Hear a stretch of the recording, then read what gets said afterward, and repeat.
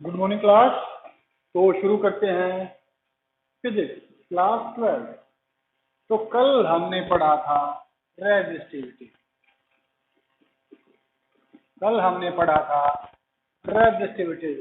So define resistivity. What do you mean by resistivity? So we can simply define resistivity that resistivity is the resistance of a unit cube material when current flow from one phase to opposite phase। और हमने इसकी जो unit थी वो भी calculate की थी। वो क्या थी? वो थी ओम मीटर। तो अब हम कुछ और छोटी छोटी डेफिनेशंस को देखेंगे और उसके बाद हम डिस्कस करेंगे कलर कोड रेजिस्टेंस। तो आज पहले हम देखते हैं करंट डेंसिटी। करंट डेंसिटी क्या होती है? करंट डेंसिटी में defined as the ratio of current to the area. Current density में be defined as the ratio of current in a particular area of the conductor and it is denoted by J। तो ये थी current density. अब होती है conductance. अब क्या होती है? कंडक्टेंस। कंडक्टेंस क्या होती है? कंडक्टेंस होती है चालकता।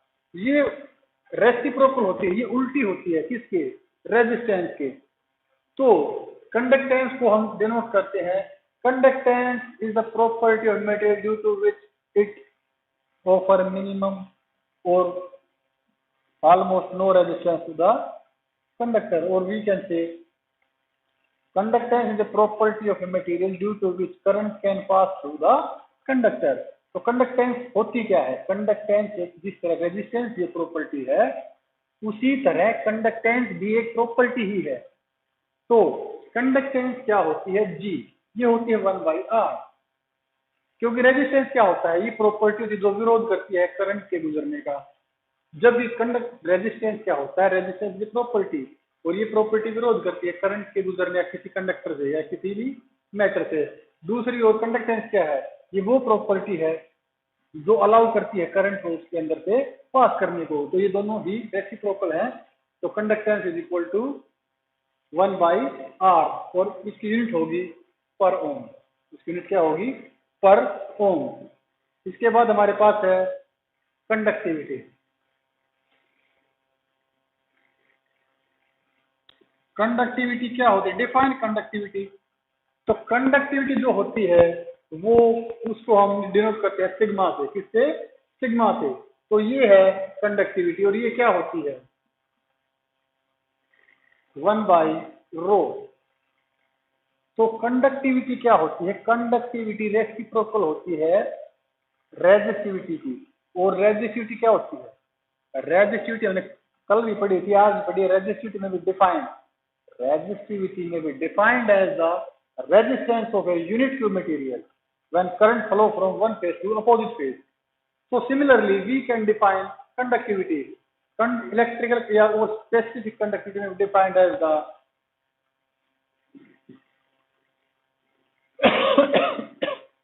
conductivity may be defined as the conductance of a unit cube material when current flow from one phase to opposite phase। और इसकी जो यूनिट होगी वो होगी पर ओम पर मीटर।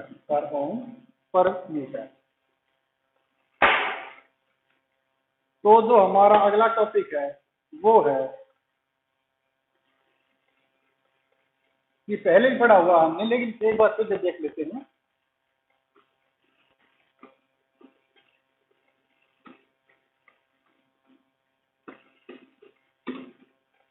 चलो एक बार फिर से ट्राई करते हैं। तो हम मटेरियल को मोटे तौर पर कंडक्टर, इंसुलेटर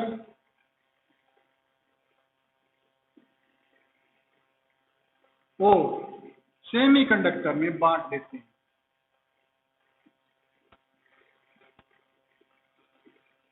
तो कंडक्टर क्या होते हैं? Conductors are those substance which allow current to pass through themselves.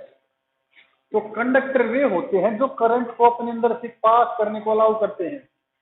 Insulators are those materials which don't allow current to pass through them. और जो सबस्टेंस जिनके अंदर से इलेक्ट्रिक करंट पास नहीं हो सकता उन्हें हम बोलते हैं इंसुलेटर। और सेमीकंडक्टर क्या होते हैं? जो सेमीकंडक्टर होते हैं they have some properties of conductors and some properties of insulators.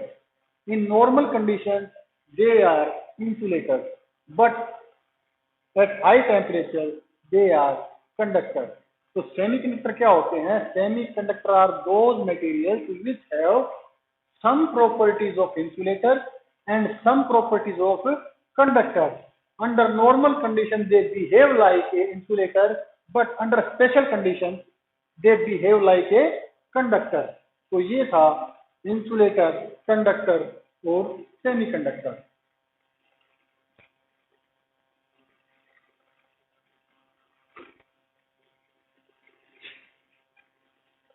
तो अब हम देखेंगे इफेक्ट ऑफ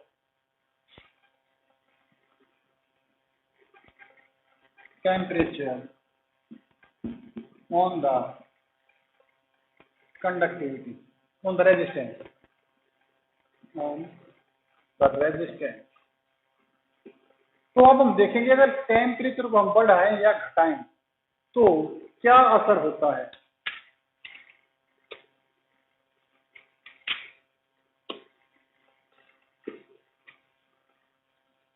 तो अगर मान लीजिए four conductors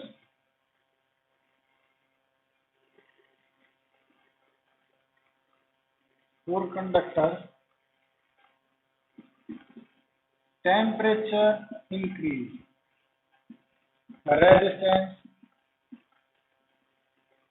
increase. For semiconductors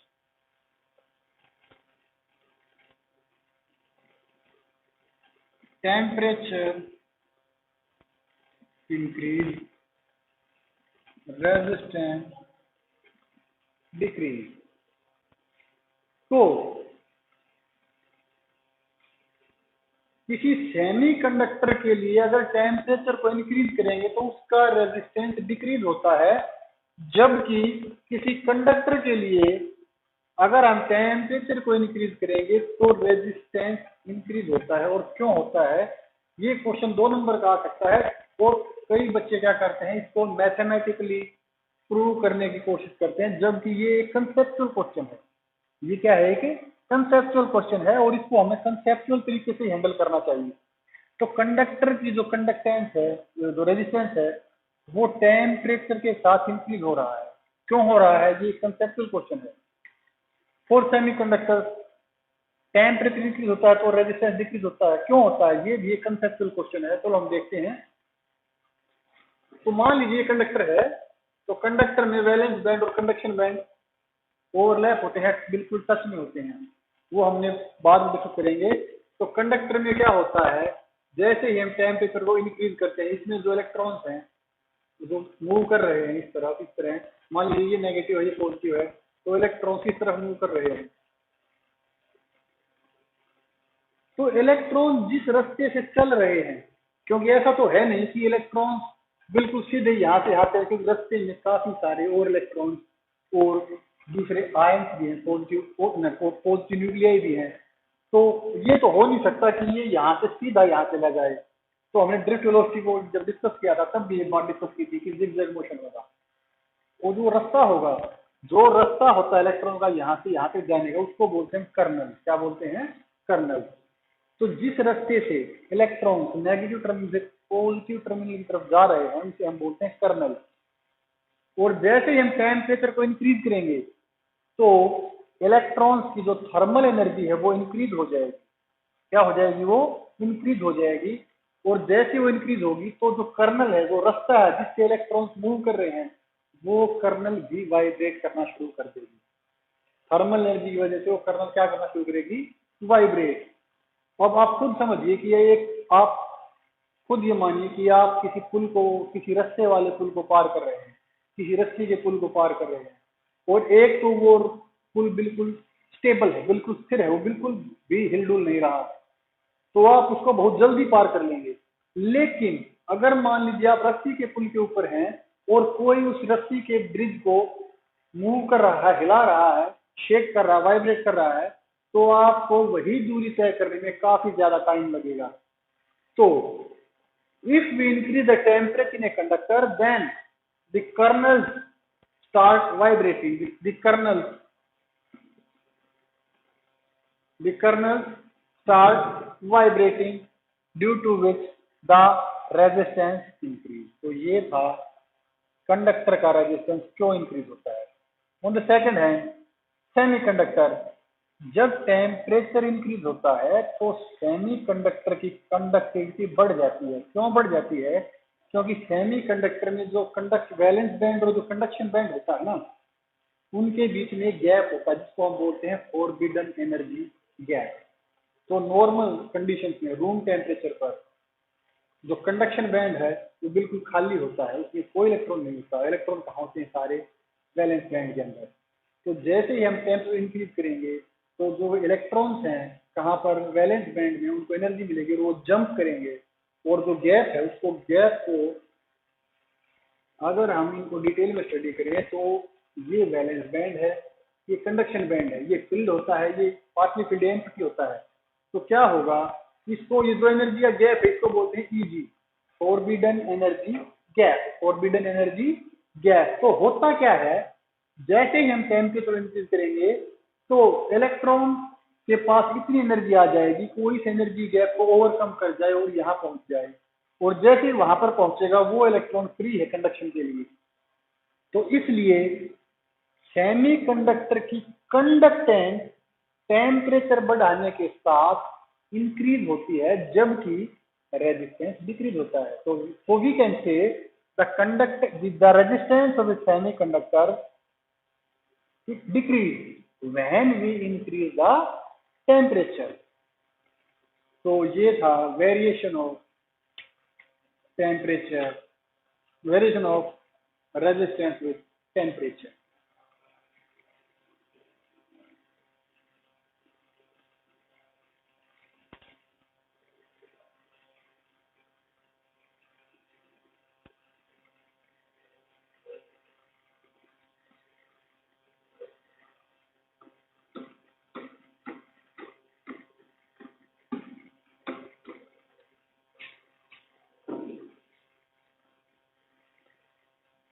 अब होती है सुपर कंडक्टिविटी। आज का जो टॉपिक है वो ज्यादा मैथमेटिकल नहीं है। आज का जो टॉपिक हमारे यही छोटे छोटे टॉपिक हैं, बिल्कुल डेफिनेशन हैं। आपको एक डेफिनेशन समझ आनी चाहिए कि हम किसके बारे में बात कर रहे हैं।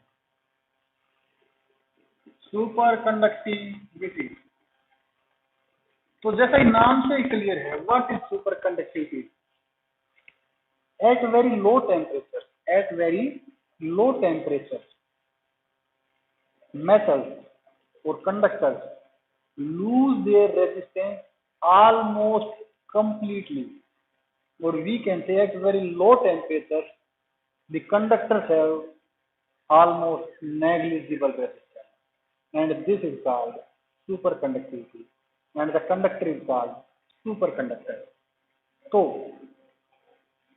सुपर कंडक्टिविटी क्या होती है कि जब हम देखो, हमने एक बात नोट की कि अगर हम टेम्परेचर को इंक्रीज कर रहे हैं तो क्या हो रहा है? रेजिस्टेंस इंक्रीज हो रहा है। तो साइंटिस्ट, वैज्ञानिकों ने सोचा कि अगर टेम्परेचर बढ़ाने से रेजिस्टेंस बढ़ रहा है तो टेम्परेचर को घटाने से क्या होगा। तो साइंटिस्ट ने क्या किया, कंडक्टर्स को लिया, मेटल को लिया, और उसके लिए हम क्या करने लगे, तो उसकी कंडक्टेंस को मेजर करते टाइम हम टेम्परेचर को कम करते गए। तो हमने देखा कि जैसे जैसे टेम्परेचर कम हो रहा है, रेजिस्टेंस कम हो रहा है, कंडक्टेंस बढ़ रही है। As we lower the temperature, resistance decrease, conductance increase for a conductor और ए मेटल। और जब हम उसको और ठंडा करते गए, और ठंडा करते गए, तो एक टेम्परेचर ऐसा आया, एक टेम्परेचर ऐसा था जहां पर उस मेटल ने अपना रेजिस्टेंस लगभग जीरो कर लिया, और उस टेम्परेचर को बोलते हैं क्रिटिकल टेम्परेचर। तो सुपर कंडक्टिविटी क्या होती है?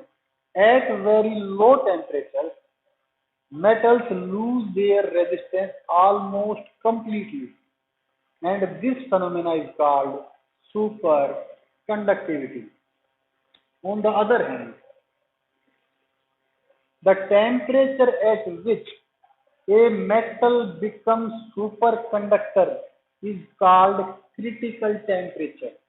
तो क्रिटिकल टेम्परेचर कौन सा टेम्परेचर है? ये वो टेम्परेचर है जिसके ऊपर, जिस टेम्परेचर पर मेटल ने अपना रेजिस्टेंस खो दिया है, उसे हम बोलते हैं क्रिटिकल टेम्परेचर। और सुपर कंडक्टिविटी का यूज हम करते हैं सुपर कंप्यूटर्स में।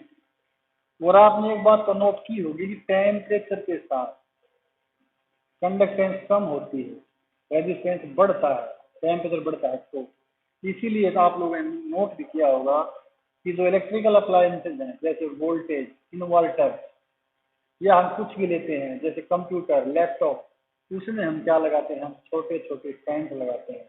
वो क्या करते हैं कि जो अंदर करंट की वजह से जो टेम्परेचर इंक्रीज हो रहा है, उस गर्म हवा को बाहर फेंकते हैं, क्योंकि जैसे जैसे टेम्परेचर बढ़ता जाएगा कंडक्टेंस कम होती जाएगी, और जो हमारा लैपटॉप या कंप्यूटर है उसकी एफिशिएंसी कम होती जाएगी, और अगर एक लिमिट से ज़्यादा गर्म हो गया तो वो काम करना बंद कर देगा। तो क्या करते हैं हम, जो छोटे मोटे हमारे जो लैपटॉप होते हैं, छोटे कंप्यूटर होते हैं, उनमें तो हम लगा देते हैं ये सिंपल फैन। लेकिन जो हाई एंड कंप्यूटर होते हैं उनमें लिक्विड कूलिंग होती है। क्या होती है? Liquid cooling. और जो सुपर कंप्यूटर वगैरह होते हैं वहां पर हम ये क्या यूज करते हैं? Super conductivity.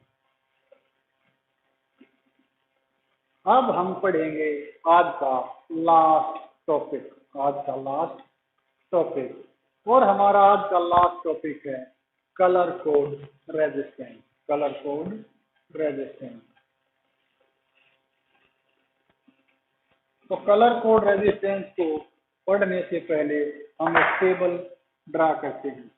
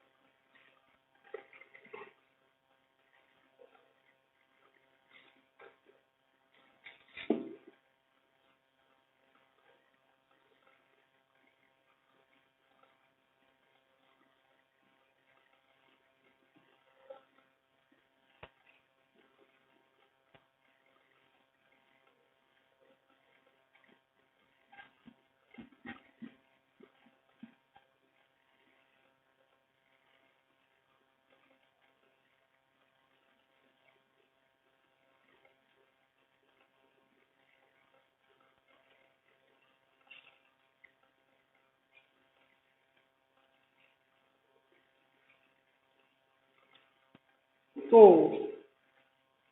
अब हम पढ़ेंगे colour code. Colour code resistance. Colour code resistance क्या होता है? तो मैं कल आपको एक कलर कोड रेजिस्टेंस लाकर भी दिखाता हूं। तो कलर कोड रेजिस्टेंस क्या होता है? तो रेजिस्टेंस हमें पता है कि करंट का विरोध करता है। तो हम क्या करते हैं, अपने जरूरत के अनुसार रेजिस्टेंस बनाते हैं ताकि उनको अलग अलग अप्लायंसेज में, जैसे बल्ब में, फैन में, टीवी में, लैपटॉप में, कहीं पर भी यूज करते हैं तो हम अपनी नीड के अनुसार रेजिस्टेंस बनाते हैं, 1 ओम का, 2 ओम का, 3 ओम का, 10 का, 20 का, 50 का। तो क्योंकि रेजिस्टेंस काफी छोटा होता है तो उसके ऊपर लिखना काफी मुश्किल काम होता था पहले, क्योंकि आजकल तो हमारे पास लेजर प्रिंटिंग आ गई है। तो पहले जब रेजिस्टेंस काफी छोटे बनते थे और लेजर प्रिंटिंग की सुविधा नहीं थी, तो हमने क्या किया था, इनको रेजिस्टेंस को बताने के लिए कि रेजिस्टेंस कितना है, एक सिस्टम डेवलप किया था जिसको बोलते थे कलर कोडिंग। मैं आपको बताता हूँ, इसमें 4 स्ट्रिप होती है, पहली स्ट्रिप, दूसरी स्ट्रिप, तीसरी स्ट्रिप और ये चौथी। ये चौथी स्ट्रिप ऑप्शनल होती है, ये कई बार होती है कई बार नहीं होती, मैं वो आपको बाद में बताता हूँ। तो ये पहली स्ट्रिप, ये दूसरी स्ट्रिप, ये तीसरी स्ट्रिप, ये चौथी स्ट्रिप। तो कलर कोड रेजिस्टेंस क्या कहता है, कलर कोड रेजिस्टेंस क्या ये कहता है कि पहली स्ट्रिप तो बताएगी पहला अंक, दूसरी स्ट्रिप बताएगी दूसरा अंक, तीसरी स्ट्रिप बताएगी 10 की कितनी पावर से मल्टीप्लाई करना है, और चौथी पावर, ये चौथी स्ट्रिप ये बताएगी कि जो रेजिस्टेंस है वो कितना एक्यूरेट है, तो उसमें जो एरर है वो कितना है। लेट अस सपोज, मैं आपको एग्जाम, पहले तो आपको ये टेबल याद करनी है और उसको याद करना तरीका मैं आपको बता देता हूँ।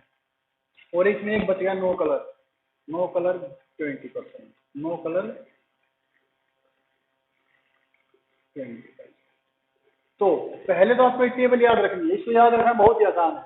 इसको आप कैसे लिखेंगे, B Roy, great Britain, very good wife, wearing gold silver necklace, gold silver necklace, क्योंकि नेकलेस से नो हो गया, नो कलर। तो ब्लैक के लिए 0, पावर 10 पावर 0, ब्राउन के लिए 1, रेड के लिए 2, ऑरेंज के लिए 3। इस तरह आप एक टेबल याद कीजिए 0 से 9 तक और 10 की पावर 0 से 10 की पावर 9 तक, और गोल्ड के लिए 5%, सिल्वर के लिए 10%, और कोई कलर नहीं हो तो क्या होगा, 20%। तो मैं आपको एक क्वेश्चन देता हूँ, आप उसे समझ जाएंगे। हमारे पास ये क्वेश्चन है कि हमारे पास कोई रेजिस्टेंस है, हमारे पास कोई कलर कोड रेजिस्टेंस है जिसकी जो फर्स्ट स्ट्रिप है, जो फर्स्ट स्ट्रिप है वो रेड है, सेकेंड स्ट्रिप है वो येलो है, थर्ड स्ट्रिप है वो ब्लू है, और फोर्थ स्ट्रिप जो है वो गोल्ड है। तो क्वेश्चन इस तरह से आ सकता है कि आप ये बताइए कि पहली स्ट्रिप रेड है, दूसरी स्ट्रिप येलो है, तीसरी स्ट्रिप ब्लू है, चौथी स्ट्रिप गोल्ड है। आप इसका रेजिस्टेंस कैलकुलेट कीजिए। तो आप कैसे कैलकुलेट करेंगे, बड़ा सिंपल है। फर्स्ट स्ट्रिप, फर्स्ट डिजिट, पहली पट्टी पहला अंक देगी। तो पहली पट्टी ये रेड है, हम इसको ले लेते हैं रेड, दूसरी है येलो, तीसरी है येलो, तीसरी है ब्लू, तीसरी है ब्लू। तो अब आप देखिए, रेड पहली स्ट्रिप पहला अंक रेड के लिए 2, दूसरी स्ट्रिप दूसरा अंक, दूसरी स्ट्रिप कौन सी, येलो, पहली स्ट्रिप पहला अंक देगी, दूसरी स्ट्रिप दूसरा अंक देगी, और जो तीसरी स्ट्रिप देगी 10 की कितनी पावर से मल्टीप्लाई करना है। तो तीसरी स्ट्रिप क्या है, ब्लू, ये ब्लू, 10⁻⁶। और फोर्थ स्ट्रिप क्या है, गोल्ड। अब गोल्ड क्या बता, ये फोर्थ स्ट्रिप या तो गोल्ड की होगी या सिल्वर की होगी, ये दो ही हो सकती है, या गोल्ड या सिल्वर। और या तो गोल्ड की स्ट्रिप मिलेगी चौथे वाली, या सिल्वर की मिलेगी, और या मिलेगी ही नहीं, क्योंकि ये स्ट्रिप ये बताती है कि रेजिस्टेंस हो कितना एक्यूरेट है, उसमें कितना एरर है। तो आप देखिए, पहली स्ट्रिप पहला अंक, दूसरी स्ट्रिप दूसरा अंक, तीसरी स्ट्रिप 10 की पावर, तो चौथी स्ट्रिप के लिखना है प्लस माइनस, क्योंकि एरर है वो ज्यादा भी हो सकता है वो कम भी हो सकता है। और गोल्ड है तो कितने लिखेंगे, 5%। तो ये था कलर कोड रेजिस्टेंस। अगर मैं आपको ये बताऊं कि सिर्फ 3 ही पट्टी है और वे है, ये येलो है, ये ब्लैक है, ये ग्रीन है, तो अब क्या होगा? तो येलो कहाँ है? येलो के लिए 4, ब्लैक के लिए 0, थर्ड स्ट्रिप क्या है? ग्रीन, ग्रीन के लिए 10⁵ प्लस माइनस, क्योंकि फोर्थ स्ट्रिप है ही नहीं तो प्लस माइनस 20% हो गया। तो ये है colour code resistance. Colour code resistance. हमसे ये क्वेश्चन अलग तरीके से भी पूछा जा सकता है। ये क्या कह सकते हैं कि कोई कलर कोड रेजिस्टेंस ये है, तो आप उसकी स्ट्रिप्स बताइए। तो स्ट्रिप्स बता सकते हैं। 4 क्या बता रहा है? Yellow, 0 black, 10⁵ green, 20% no colour. अगर मान लीजिए यहाँ पर ये होती सिल्वर, क्या होती है? सिल्वर, तो प्लस माइनस होता, क्योंकि सिल्वर के लिए कितना है? 10%। सिल्वर के लिए होता प्लस माइनस 10%। तो ये है कलर कोड रेजिस्टेंस। क्या है ये? Colour code resistance. तो हमारा आज के लिए इतना काफी है, बाकी हम कल देखेंगे। हमारा एक टॉपिक बचा हुआ है, ohmic and non ohmic conductor. एक क्वेश्चन आता है 1 नंबर का, ये पूछते हैं what are ohmic and non ohmic conductor. All the conductors which obey Ohm's law are called ohmic conductor. जिनके लिए वो कंडक्टर जिनके लिए वोल्टेज और करंट का जो ग्राफ है वो स्ट्रेट लाइन हो, वे ओमिक कंडक्टर होते हैं। तो we can say all the conductors which obey Ohm's law in every condition are called ohmic conductor। और अगर मान लीजिए वी आई का ग्राफ स्ट्रेट लाइन में होकर कुछ भी है, तो हम क्या बोलेंगे? This conductor does not obey Ohm's law, so it is non ohmic conductor. तो वो कंडक्टर जो Ohm's law को ओबे करते हैं वो होते हैं ओमिक कंडक्टर, और वो कंडक्टर जो Ohm's law को ओबे नहीं करते वो क्या होते हैं? Non ohmic conductor. तो हमारा आज के लिए इतना काफी था। Thank you.